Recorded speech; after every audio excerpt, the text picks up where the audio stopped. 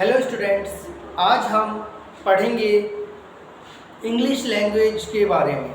English language के कुछ basic चीज़ें पढ़ेंगे हम, क्योंकि अब हम शुरुआत करने वाले हैं इंग्लिश स्पीकिंग क्लास की। और इंग्लिश स्पीकिंग क्लास का ये पहला क्लास होने वाला है। आपका इंग्लिश का ये पहला क्लास है।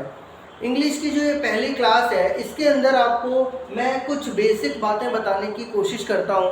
और बेसिक जो कि आपको पता है, लेकिन उस जो बेसिक आपको पता है उसका एप्लीकेशन क्या है इंग्लिश लैंग्वेज में, उसके बारे में मैं आपको बताने वाला हूँ। तो इस वीडियो को लास्ट तक देखिएगा। चलिए शुरुआत करते हैं। सबसे पहले भाई अगर हम देखें, before I start chapters, English language को सीखने के लिए या स्पीकिंग सीखने के लिए हमें कम से कम 90 क्लासेस लगेंगी। हमें कम से कम 90 क्लासेस लगेंगी। और 90 क्लास में हर एक वीडियो जो देने वाला हूं मैं आपको सिर्फ और सिर्फ 10 मिनट्स का वीडियो देने वाला हूं। यानी कि लगभग 900 मिनट्स में आपका जो सिलेबस है वो मैं पूरा करा दूंगा। और उसके अलावा जो भी पॉइंट्स हैं वो मैं आपको कमेंट सेक्शन में और या फिर कोई डाउट आता है उसके माध्यम से आपके डाउट्स को सॉल्व करूंगा। यानी कि सबसे पहले सिंपल तरीके से हम इंग्लिश को सीखना शुरू करते हैं, जो कि सारे बच्चों को पता है।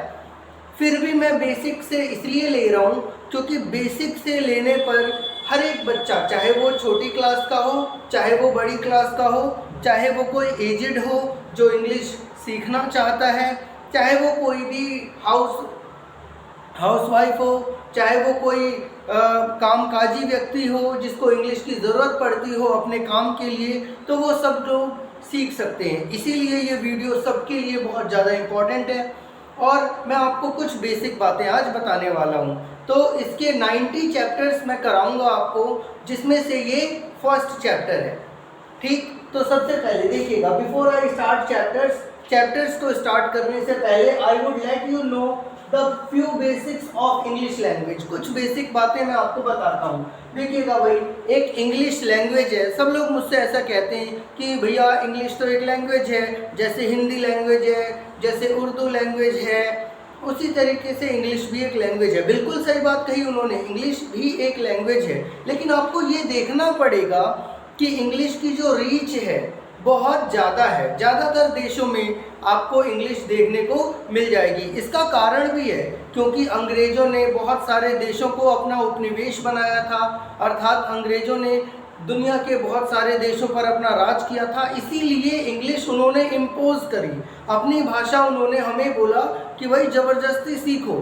इसके अलावा आज की डेट में भी अगर आप देखेंगे तो भारत के कई हिस्से ऐसे हैं जहाँ पर उनकी रीजनल लैंग्वेज चलती है, लेकिन रीजनल लैंग्वेज के साथ इंग्लिश भी चलती है।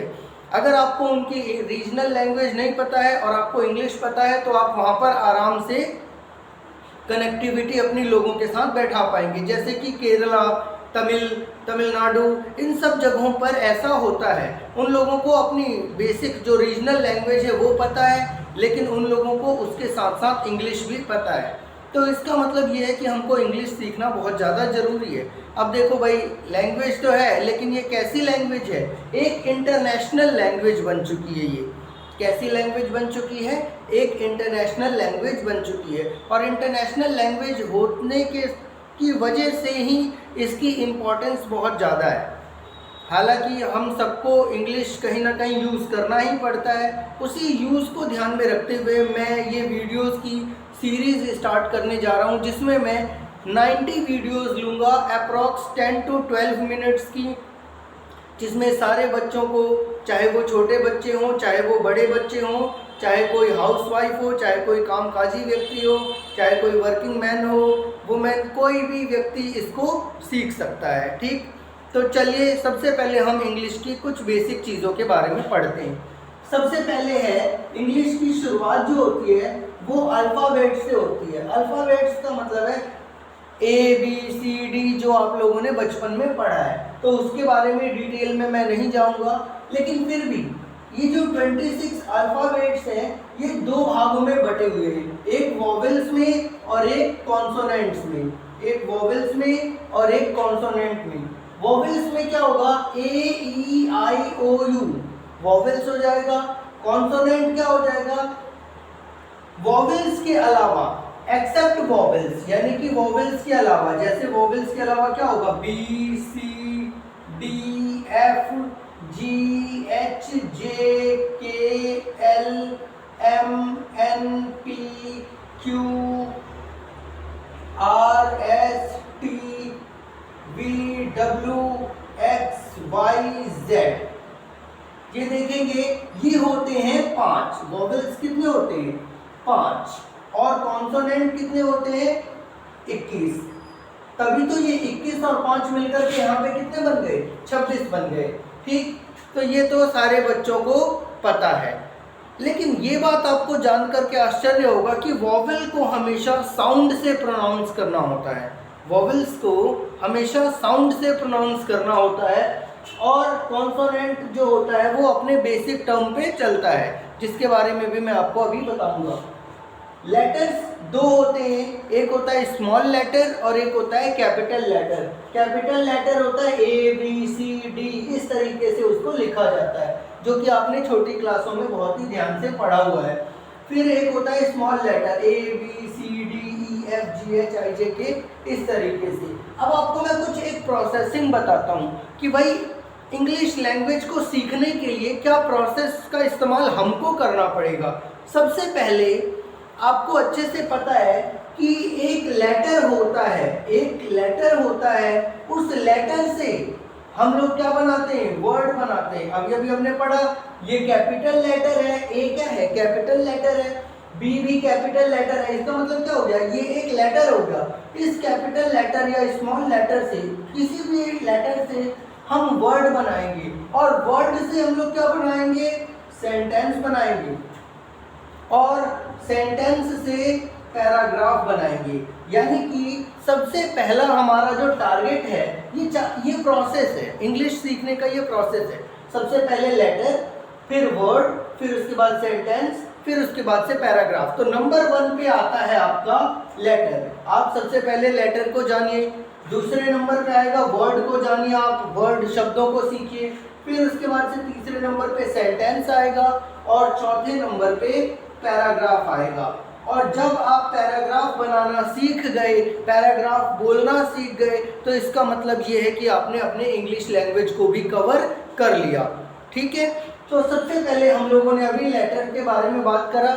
लेटर के बारे में आपको अच्छे से पता चल गया।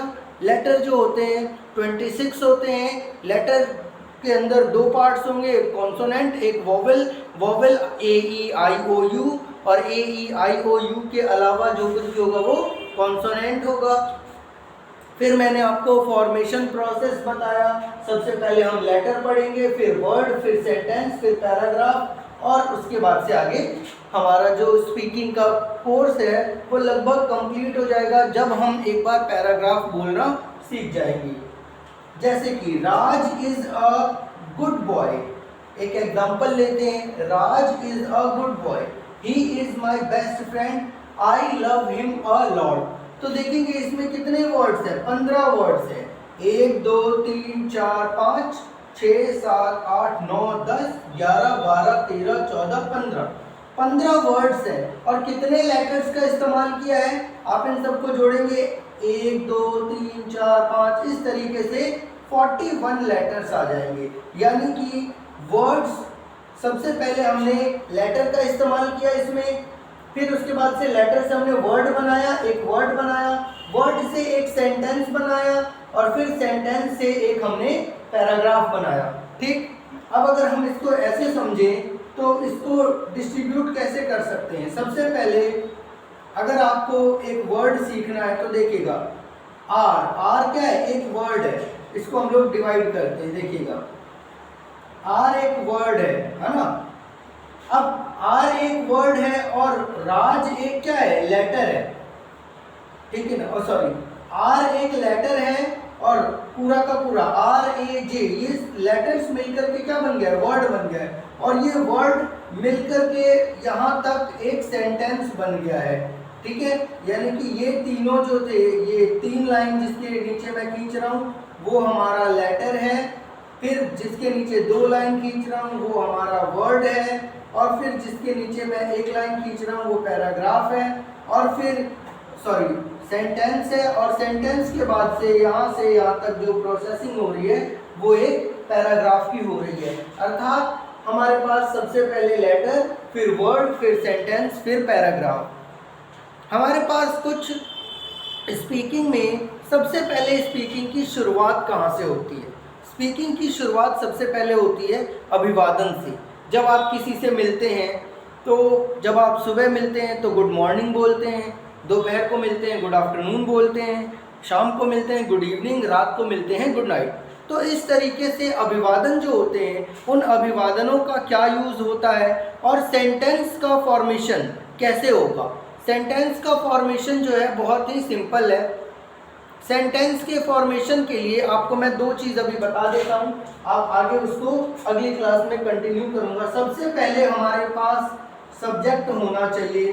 सब्जेक्ट का मतलब होता है कर्ता, काम करने वाला व्यक्ति, और उसके साथ साथ उसमें वर्ब होना चाहिए, यानी कि क्रिया। अब ये वर्ब कैसा भी हो सकता है, फाइनाइट वर्ब हो सकता है या नॉन फाइनाइट, वो मैं आपको आगे की क्लासेस में बताऊंगा। यानी कि सब्जेक्ट, जैसे कि Raj is a good friend, Raj is a good boy, तो राज जो है वो क्या है, हमारा सब्जेक्ट है। फिर उसके बाद से वर्ब देखेंगे हम लोग, तो इस जो है वो वर्ब के रूप में ही है यहाँ पर। क्यों? क्योंकि ये कैसा वर्ब है भाई, हेल्पिंग वर्ब है, जो कि हमको ये बताता है कि Raj is a good boy, राज एक अच्छा लड़का है ना। तभी तो पता चला कि यहाँ पे है का इस्तेमाल करना है, राज एक अच्छा लड़का है। आपको ये बात कैसे पता चल गई कि यहाँ पर मैं है का इस्तेमाल करूँगा? ठीक है, यहाँ पे मैं था का इस्तेमाल नहीं करूँगा। कैसे पता चल गया? हेल्पिंग वर्ब देख करके, इज देख करके। ठीक है, अगर यहाँ पे वॉज होता तो यहाँ पे अच्छा लड़का था होता। ठीक है, तो यानी कि सबसे पहले हमारे पास सब्जेक्ट होना चाहिए और वर्ब होना जरूरी है।